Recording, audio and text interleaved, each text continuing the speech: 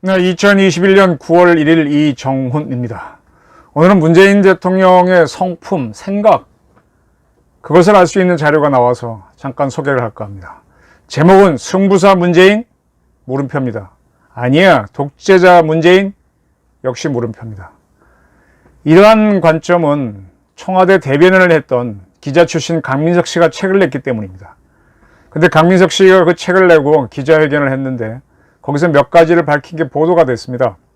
그 보도를 보면서 강민석 씨는 기자의 눈으로 문재인 대통령을 봤느냐, 아니면 충신이라 그럴까요? 현대 용어는 아니지만 어떤 충신의 눈으로 문재인 대통령을 봤느냐, 좀 궁금해지는 순간이기도 합니다. 이 강민석 씨는 중앙일보 기자를 지냈죠. 2020년 2월부터 2021년 4월까지 청와대에 근무를 했습니다. 1년 2개월간 있었는데 그때 본 문재인 대통령을 승부사 문재인이란 제목의 책으로 펴냈습니다. 그리고 이 책 출간에 맞춰 기자회견을 했는데 이런 기자회견을 하면서 이런 얘기를 했습니다. 작년에 총선 직전에 1차 재난지원금을 코로나로 인해서 정부가 긴급히 나눠줬죠. 미국이 먼저 하고 하니까 갑자기 나눠줬습니다. 그때 이제 홍남기 부총리가 전 국민을 나눠주는 건 좀 반대하고 아주 그랬었죠. 그때 문 대통령이 홍남기 부총리를 향해서 비상대권을 가졌다고 생각하라. 사상 유례 없는 정권을 가진 거다. 동원할 수 있는 수단을 다 허용하라. 라고 얘기를 했다고 강민석 씨는 밝혔습니다. 전 이거는 아마 강민석 씨는 대통령이 상당히 그 코로나를 사태를 위급하게 보고 어떤 그 위기 돌파를 하기 위해서 독려했다는 식으로 봤기 때문에 이런 소개를 한 걸로 보이는데, 저는 좀 생각이 다릅니다. 코로나로 인한 경제 위기가 비상대권을 동원할 정도로 그렇게 큰 위기였나요? 비상대권을, 이 대권이란 말을요, 함부로 쓰면 이건 군주정으로 돌아가는 겁니다. 대권 자꾸 하려는데, 지난번에도 통치대권 그러면서 이런 자꾸 얘기를 하게 되면은 이게 공화정과 어긋납니다. 대통령이 갖고 있는 기본 임무는요, 대통령에서 큰 대자를 빼고 나면 통령이거든요. 통령이 뭐냐? 한자 그대로 하게 되면 통수권을 영도하는 사람입니다. 쉽게 말하면 국방부 장관 자리입니다. 이 민주국가는 공화국이다 보니까 공화국은 국가의 권력을 여러 개로 쪼갭니다. 군주정을 하게 되면 군주가 다 갖고 있는데, 공화정은 그렇게 하면 독재가 되니까 그걸 쪼개서 통수권은 누가, 그 다음에 사정권은 누가, 치안권은 누가, 조세권은 누가, 이렇게 각각 나눠서 행사하게 함으로 해서 어떤 민주주의를 하는 거죠. 이 중에서 통수권을 확보한 사람을 통령이라 그러는데, 이 가장 국가 주권 중에서 가장 큰 게 통수권이다 보니까 그 통수권을 가진 사람이 국가 원수를 겸할 뿐입니다. 그래서 대통령이 된 거죠. 네, 그렇게 됩니다. 정리는. 그래서 절대 대통령은 국가 원수이기 때문에 군주라고 생각하면은 공화정에 완전히 반하게 됩니다. 그래서 무슨 비상대권, 통치대권 운운하면은 그건 군주정 때 얘기고, 물론 국가 원수니까 매우 위급할 때 통수권을 비상대권 차원에서 사용할 수 있지만 그것도 아닌데 마구 사용하게 되면 이거는 완전히 군주정이고 민주주의에 대한 도정입니다. 근데 대통령이 비상대권을 가졌다라고 생각하라라고 하면서, 그럼 본인이 그걸 행사하든지, 홍남기 부총리한테 그렇게 했다는 거는, 비상대권을 운운했다는 거는 문 대통령이 상당히 이 공화정에 대해서 잘못 이해하고 계시구나, 또 그런 얘기를 쉽게 내뱉었구나 하는 걸 보여준다고 생각합니다. 사상 유례 없는 정권을 가진 거다. 전권을 가졌다는 거는 군주정으로 한다는 얘기예요. 이거는 문 대통령이 코로나 사태로 인한 경제 위기를 과장되게 이해했다는 건데, 본인이 당황했다는 얘기죠. 그러니까 정권을 사용해라라고 하는데 본인이 사용하든지. 그러면 그 전에 K방역 잘했다고 여유를 부리고 할 때는 뭐였습니까? 선거가 다가오니까 이렇게 갑자기 위기의식을 가져갖고 돈을 풀어줘라, 이렇게 하는 걸 보게 되면, 강 전 대변인은 문재인 대통령이 승부사였다라는 걸에서 이런 걸 보고 승부사 모습을 보는 것 같아요. 전 반대로 상당히 무능한 사람이구나. 위기라고 하는 거는, 전쟁이라고 하는 거는 조금마다 갑자기 커지거든요. 조금 할 때 얼른 막으면 호미로 막을 수 있습니다. 근데 그때 때를 놓치면 가래로도 못 막습니다. 그래서 위기 관리는 굉장히 잘해야 됩니다. 홍수와 같아가지고. 근데 딱 터져가지고 코로나 방역 처음에 초기에 중국인들 입국 막고 잘할 수 있었는데 그때 떼어놓치고, 두 번째 백신 확보를 해야 되는데 K방역 잘한다고 너덜너덜 지내다가 떼어놓치고, 다 그런 실수한 대통령이 코로나 퍼지니까 부총리한테 비상대권을 가졌다고 생각하라, 전권을 행사하는 걸 참아라, 이렇게 하는 거는 당황하고 무능했다는 뜻이죠. 근데 이거를 우리 강 대변인은 승부사로 봤으니 글쎄요, 관점이 왜 이렇게 다른가. 그래서 제가 부제를 기자 강민석의 관점이냐, 충신 강민석의 관점이냐, 이렇게 질문을 던졌던 겁니다. 그리고 문 대통령은 다 지나고 경기부약책을 쓰면 갈 때까지 가버리고 나면 새 책이 무슨 소용이냐, 총선 이후로는 미룰 수 없다, 정책은 타이밍이 중요하다. 네, 상당히 강요를 한 거죠. 이 민주국가에서는 아까 말한 대로 주권을 쪼개서 각각을 국민으로부터 위임받은 권력을 행사하게 되어 있습니다. 대통령은 통수권을 행사하면 되고요. 이 경제 문제는 뭐 경제부총리, 기획재정부 장관 뭐 등등 이렇게 나눠서 하면 됩니다. 그럼 그분은 자기 마음대로 주권을, 그 권리를 행사하는 게 아니라 법령에 따라 해야 되죠. 특히 경제 문제는 정치와 연결시키면 안 됩니다. 굉장히 객관적으로 해야 됩니다. 근데 총선을 운운하면서 정책 타이밍을 이야기하면서 강요한 거는, 이건 대통령이 오버한 거죠. 근데 이거를 승부사로 봤다 그래서 전 특이하게 생각합니다. 홍남기 부총리에 대한 이력은 다 아시죠? 이분은 84년 한양대 경제학과를 나왔고 한양대 경영대학원 졸업하던 해에 행시에 합격하신 분입니다. 군대는 안 가셨고요. 군대는 안 가셨고 보충역도 안 갔습니다. 아예 군 면제자, 완전 면제자가 돼버렸죠. 그리고 이제 노무현 정부 때 청와대에 근무도 했었고, 이명박 정부, 박근혜 정부 쭉 거쳐갔고, 문재인 정부에서 국무조정실장 하다가 기획재정부 장관이 됐습니다. 글쎄요, 뭐 어디까지 기자라고 해서 다 이야기를 해야 될지 모르겠지만은, 제가 이렇게 공무원들을 보게 되면 공무원의 주류는 서울대 출신입니다. 연대도 아니고 고려대학도 아닙니다. 특히 상급자로 갈수록 서울대 출신이 많아집니다. 그거는 그들의 성적이 좋기 때문인 것 같아요. 그리고 이제 그 밑에 그 다음 대학들은 숫자가 적죠. 그래서 그런 소수파 대학 출신들이 살아남으려면은 처신이 조금 달라야 됩니다.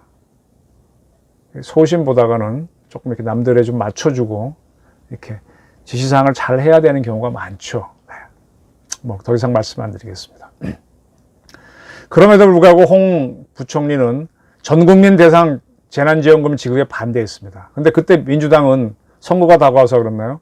막 밀어붙였었고, 또 이러한 문제를 여러 차례 반복을 했었죠. 뭐 그때마다 이제 이 홍 부총리는 사표를 내는 식으로 저항도 하고 그랬습니다. 근데 이제 이러한 홍 부총리가 사표를 낸 거에 대해서 강민석 씨는 이렇게 얘기했습니다. 문 대통령은 특히 홍 부총리가 흔들리지 않도록 중심을 잡아주려고 애썼다. 경제 문제만큼은 부총리의 위상이 확실해야 한다는 것이 대통령의 생각이었다. 그래서 당과 홍 부총리 간의 마찰이 생길 때 문 대통령은 홍 부총리에게 매번 힘을 실어줬다. 홍 부총리 사표 반려 얘기만 2번이나 청와대에서 브리핑하라고 지시했을 정도로 부총리 위상을 지켜주려고 했다. 이 강민석 대변인의 이 이야기를 보면서 저는 조금 이게 이렇게 이분한테는 보이나? 글쎄, 저는 좀 다르게 봤는데 제 의견을 말씀드리겠습니다. 홍 부총리가 재난지원금 전국민 지원 등에 반대한 거는 자기 판단과 경제관리로서의 소신이었겠죠. 근데 그거를 적고 타이밍이 중요하다. 응? 비상대권을 가졌다고 생각하라. 정권을 행사하는 차원에서 하라라고 대통령이 압력을 넣었잖아요. 홍 부총리는 그거들을 했죠. 그래놓고 중심을 잡아주려고 애썼다. 그런 것들이 흔드니까, 당이 흔들고 대통령이 흔드니까 사표를 낼 수 있었던 건데, 그걸 흔들리지 않게 하려고 중심을 잡아줬다 그랬더니 이게 뭔 소리인가, 난 좀 우습다는 생각이 듭니다. 경제 문제만큼은 부총리 위상이 확실해야 된다. 왜 확실해야 되죠? 경제는 정치가 아니잖아요. 경제 원칙에, 교과서에 있는 원칙대로 쭉 해야 되지 않습니까? 그래야 나중에 왜곡이 적죠. 그러면 부총리 결정을 인정해 줘야 되는데 그걸 인정 안 하고 타이밍이 중요하다, 뭐 한다도 계속 흔들어댄 건 대통령인데, 또 이런 얘기를 하게 되면 좀 병주고 약주고 아닌가요? 그로 인해서 홍 부총리가 나는 안 하겠다고 사표를 내고 또 당의 비난에 맞서니까 오히려 홍 부총리를 유임시키고 하는 걸 강조했다. 이건 무슨 소리인지 난 좀 이해가 안 됩니다. 이거는 정치권이 봐도 좀 말이 안 되기 때문에 국회에서 한 번 문제가 됐었습니다. 작년 11월에도 홍 부총리가 사의를 표명한 적이 있는데, 그런 홍 부총리가 대통령이 자꾸 하니까 이제 그거를 접었죠. 그리고 11월 4일날 국회 예산결산위원회 특별위원회 전체회의에 출석해서 질문을 받습니다. 그러니까 그는 인사권자의 뜻에 맞춰 부총리로서의 직무 수행에 최선을 다하겠다.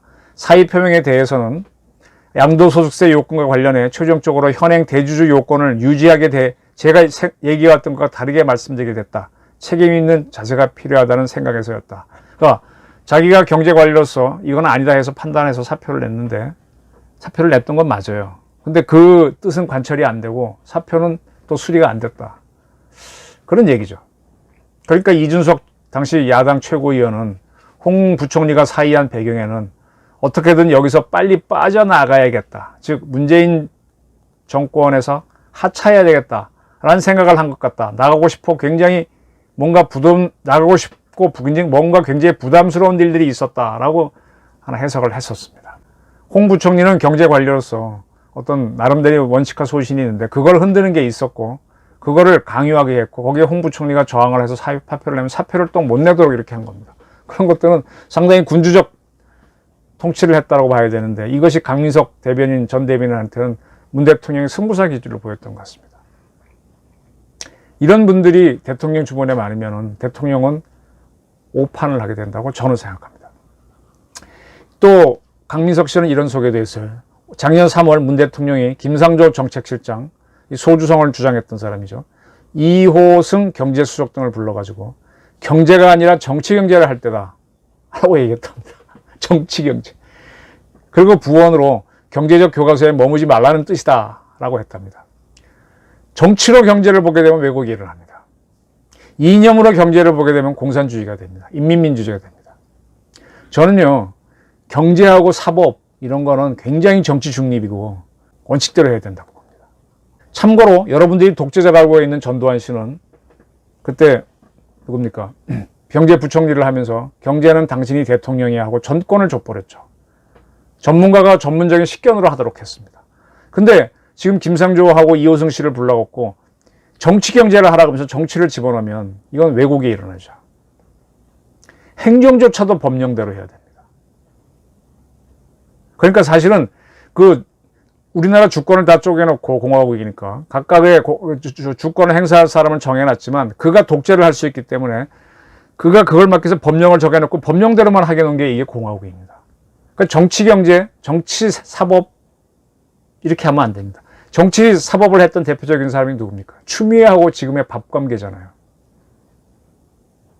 그러니까 저항이 생기고 갈등이 생기는 거거든요. 이런 생각을 하고 있는 분들이 청와대에 많았네요.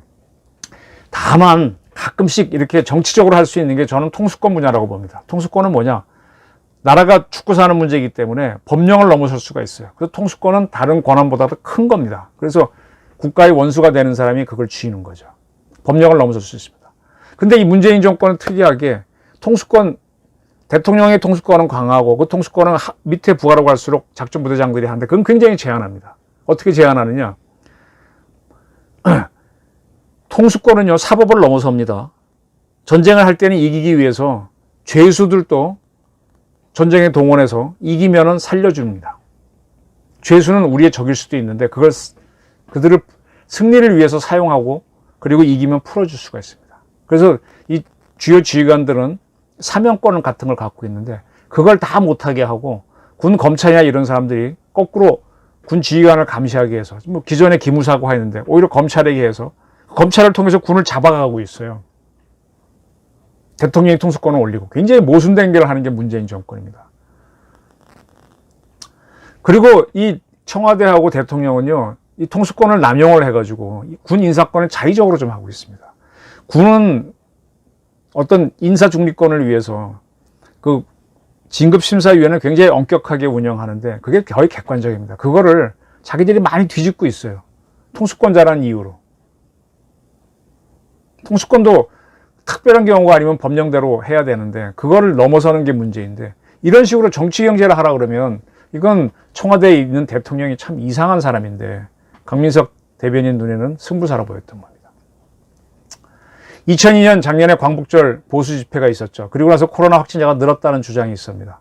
그때 문 대통령은 몇 명이 깽판을 쳐서 많은 사람의 노력을 물거품이 되게 하다니 라고 했답니다. 그때 뭐 K방역 잘해갖고 확진자 뭐 줄인다 어쩐다 그러고 있었는데 이게 늘어났다는 그 보도가 있으니까 화를 냈다는 얘기죠. 그 단어도 깽판이라는 단어를 썼다. 그리고 광화문 집회에 참석했다가 코로나에 감염된 보수 유튜버가 치료를 받을 때 음식에 불만을 표현했다는 말을 듣고 대통령은 지금 밥이 맛이 있냐 없냐라니 한심할 정도네요. 이렇게 얘기했답니다. 참 감성적이고 감정적인 대통령이죠. 좀 덤덤하면 좋은데 일희일비하고 본인이 위기의 쐐기를 느끼면 부총리 보고 대권을 사용해라 정권을 사용해라 이렇게. 그 다음에 또 무슨 문제가 생기면 경제수석한테 정치 경제를 하라. 그게 과장되게 위기를 파악하시는 분이군요. 바로 이 문제 때문에 이런 사태가 벌어졌습니다. 이 동영상 작년에 굉장히 많이 돌았었죠. 다 보셨던 겁니다. 잠깐 보시죠. 정말로 많은 확진자가 여기서 발생했고요. 그거는 대통령이 사망자도 엄청나게 나왔어요. 노영민 당시 대통령 비서실장이 국회에 출석해서 8.15 보수 집회 주동자는 도둑놈이 아니라 살인자라고 외치는 그 장면입니다. 민주국가의 대통령 비서실장인데 국민 의견에 대한 국민들이 다른 의견을 낼 수 있죠. 그 의견을 내기 위해서 민주정을 하기 위해서 모였는데 그거는 전혀 인정하지 않고 확진자가 늘었다라는 관점에서 도둑놈이 아니다 살인자라고 외치는 겁니다. 이거는 이제 청와대가 그쪽만 바라보는 거죠. 민주적이라는 기본 개념이 없는 거죠. 그리고 살인자라는 게 뭡니까? 법적으로 살인자라는 용어가 뭡니까? 만약에 이 보수 집회 사람들이 거꾸로 명예훼손 걸려면 어떻게 하려고 이렇게 대통령 비서실장이 이런 얘기를 하나요?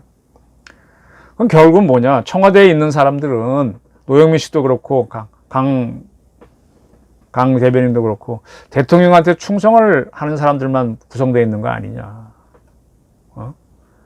그래서 대통령이 그 보수 집회 사람들을 싫어하면 그분들한테선 더 싫은 소리를 하는 그런 사람들 아니냐. 그러면 이 사람들은 뭐야? 특정 국민만을 위하는 대통령 집단 아니야? 파당 아니야? 대한민국 대표자가 아니잖아. 이런 판단이 저는 들어가는 거죠. 이런 시각을 가졌다면 원래 민노총이 불법 집회를 서울에서 몇 번 했습니까? 근데 거기에 대해서는 왜 살인자라는 얘기를 입도 뻥건 안 하고 지금 민노총 위원장은 구속영장이 발부됐는데 왜 경찰은 잡지 않습니까? 그러니까 파당 정치를 하는 거죠. 굉장히 문재인 대통령은 문제가 많은 정권이 되는 겁니다. 그리고 작년 3월에 트럼프가 전화를 걸어왔답니다. 트럼프가 마스크나 방호복 등 의료 장비를 지원해 줄 수 있냐라고 하니까 문 대통령은 단호히 마스크 방호복은 한국에도 여유분이 없다. 앞으로 있으면 지원하겠다라고 한 후 진단 카트라면 지원할 수 있을 것 같다. 그랬더니 트럼프가 땡큐 하고 받았다. 그 얘기를 소개합니다. 저는 이걸 보면서 와 우리 강 대변인이 이걸 왜 썼나? 문 대통령을 곤란하게 하려고 했나? 하는 생각을 문득 합니다. 이거 간단합니다. 트럼프가 방호복 마스크를 지원을 요청한 거는요. 미국이 없기 때문인데 미국이 이거 생산하거나 뭐 방법이 없어 안 했겠어요? 미국은 그때 방역에 신경 크게 안 썼습니다. 확진자 마구 늘어났습니다. 미국이 총력을 기울인 거는 초광속 작전으로 백신 개발이었습니다. 백신 개발되면 마스크 방호복은 사실은 필요 없어지는 거죠. 그때 마스크 굉장히 비쌌었죠. 지금 마스크 값이 막 하락해갖고 업체들이 어려워졌지 않습니까? 그러니까 미국은 생산할 의지가 없는 거죠. 일시적으로. 백신은 최대한 하는 거죠. 그래서 한국한테 너희 여유 있으면 줄래? 그랬던 건데 문 대통령은 우리도 써야 돼 하고 안 줘. 그리고 진단키트를 보낼게 그랬더니 진단키트라도 뭐 그건 그렇게 중요한 뭐 필요하죠. 필요하긴 한데 트럼프는 땡큐. 트럼프는 가볍게 한번 던져본 건데 그걸 단호히 거절했다. 그걸 자랑하는 것 같아요. 근데 더 중요한 거는 이 다음에는 백신 확보에 완전 실패한 문재인의 문제가 걸립니다. 그건 문 대통령의 판단 미스가 드러나는 대목인데 이걸 강 대변인은 소개하면서 문 대통령을 승부사로 소개한 게 저는 특이합니다. 기자 출신인데 이걸 했다는 거는 왜 그럴까 하는 생각이 듭니다. 그리고 강민석 씨는 윤석열 씨는 출마 선언을 하면서 우리 정부가 국민을 약탈했다고 했다. 가슴이 답답했다. 하고 뭐 이런 이야기를 했습니다. 이 이야기를 보면서 국민을 살인자라고 한 사람에 대해서는 답답해하지 않았나라는 질문이 듭니다. 이 정치적으로 다른 당에서 나오겠다고 하는 사람이 견해를 밝히는 거는 인정해 줘야 되는 거 아닌가요? 아무리 자기 정부에 있던 사람일지라도. 그래야 어떤 다른 판단을 하면서 민주정을 할 수 있는데, 계속 이런 걸 보게 되면 청와대 사람들은 하나로 뭉쳐서 있었구나. 그럼 다른 걸 못 보지. 못 보니까 파당 정치를 했지. 사색당장이 지금 청와대에 살아있구나 하는 전 생각이 드는 거죠. 그리고 그는 현실을 착시가 아닌 직시하자는 관점에서 이 책을 썼다. 현실을 착시가 아닌 현실을 착시한 사람들이 선거 국민이어서 그런지 대간 대통령의 노력을 폄훼하는 주장이 범람하고 있다. 대통령이 애를 썼죠. 허둥거렸죠. 지금 쭉 강민석 씨 이야기를 들어보면. 이 현명한 사람 허둥거리지 않아요. 미리미리 맞고 또 나중에 커져도 또 여러 사람 동원에 막 능력이 있으니까 허둥거리지 않습니다. 뭐 부총리한테 정권을 행사해라, 대권을 가졌다고 해라. 그런 용어는 잘 안 쓰는데 그것을 노력이라고 보는군요. 저는 당황하는 걸로 보이는데. 위기 극복을 위한 정부의 노력과 신뢰 형성이 훼손된 부분에 대응하기 위해 있는 사실만을 전달하려고 했다. 뭐 자기가 본 거를 전달한 건 맞는 것 같아요. 근데 이 전달을 듣고 나서 제가 보는 거는 문 대통령의 무능과 편벽됨입니다.